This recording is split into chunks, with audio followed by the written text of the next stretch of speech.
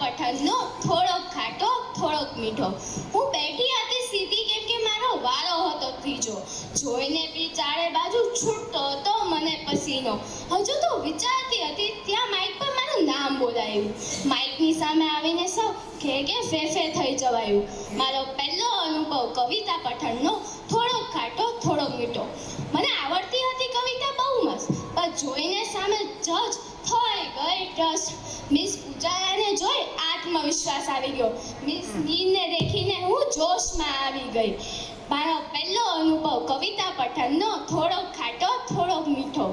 મારા ડર અને ખચકાટ ભાગી ગયા ઝટપટ અને મેં કવિતા બોલવાની શરૂ કરી ફટફટ. કેવું થઈ ગયું એ સહેલું જે સમજતી હતી એકદમ અધૂરું.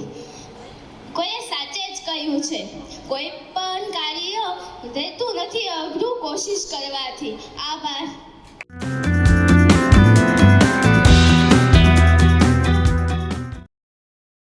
આ વિડિયો ગમ્યો હોય તો લાઈક કરજો, મિત્રોને શેર કરજો અને ચેનલને સબસ્ક્રાઇબ કરવાનું ભૂલશો નહીં.